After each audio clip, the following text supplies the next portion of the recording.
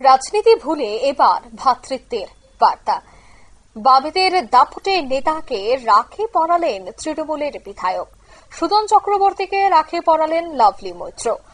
সোনারপুরের তেমাথায় শনিবার দেখা গেল রাজনৈতিক ভিন্ন মতের দেওয়াল ভেঙে এক মানবিক দৃশ্য।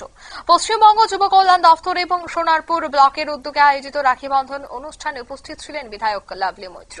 সকাল থেকেই হাসি মুখে তিনি আসা যাওয়ার পথে সকলের হাতেই রাখি পরাচ্ছিলেন। ছোট থেকে বড়, নারী থেকে পুরুষ, কাউকেই বাদ রাখেননি।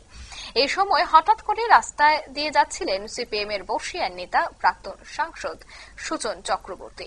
দেখা হওয়া মাত্রই লাভলি মৈত্র এগিয়ে এসে তাকে রাখি পরানোর প্রস্তাব দেন।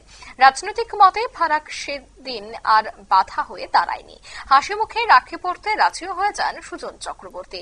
রাখি পরানোর পর লাভলি বলেন, আগামী দিন যেন ভালো কাটে, সবার সঙ্গে সুস্থ সম্পর্ক বজায় থাকুক, আর সুজনদা যেন ভালো থাকেন, এই আমার প্রার্থনা। প্রত্যুত্তরে সুজন চক্রবর্তীও রাখি বন্ধনের মূল মন্ত্র তুলে ধরেন। এদিনে বোন ভাইয়ের মঙ্গল কামনা করেন। বোন ভাইয়ের মঙ্গল কামনায় সুরক্ষার দায়িত্ব দেন। রাজনীতি আমাদের পেশা, কিন্তু সম্পর্ক মানবিক, সে কথাও তিনি বলেন। তবে রাখি বন্ধন উৎসব থেকে বাম নেতা সুজন চক্রবর্তী এবং তৃণমূল বিধায়ক লাভলি মৈত্র কি বলছেন শোনাবো। রাখি বন্ধনের দিন ভাইয়ের মঙ্গল কামনায় বোন রাখি পরায়। বোনের সুরক্ষা নিরাপত্তার দায়িত্ব ভাই নেয়, এটা অত্যন্ত গুরুত্বপূর্ণ। আবার 16ই অক্টোবর রাখি বন্ধন, রবীন্দ্রনাথ বাংলা ভাগের বিরুদ্ধে রাখি পরিয়েছিলেন।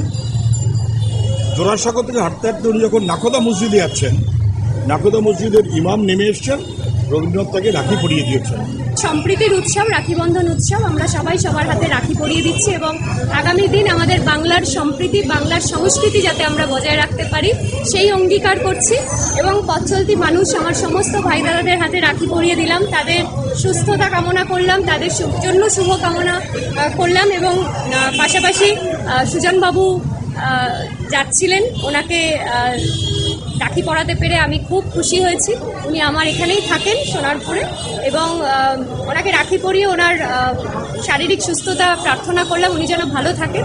এবং ওনার কাছে আশীর্বাদ চেয়ে নিলাম যে ওনার আশীর্বাদ নিয়ে মাননীয় মুখ্যমন্ত্রী মমতা বন্দ্যোপাধ্যায়ের নেতৃত্বে যেন আরও ভালো কাজ করতে পারি এবং মানুষের পাশে থাকতে পারি।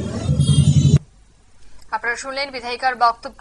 রাখি বন্ধন উৎসব বরাবরই ভ্রাতৃত্ব, ঐক্য আর বিশ্বাসের প্রতীক। এই দিনের এই ঘটনায় প্রমাণ করল রাজনৈতিক মতাদর্শ আলাদা হলেও পারস্পরিক সম্মান এবং সৌজন্য বজায় রাখা সম্ভব।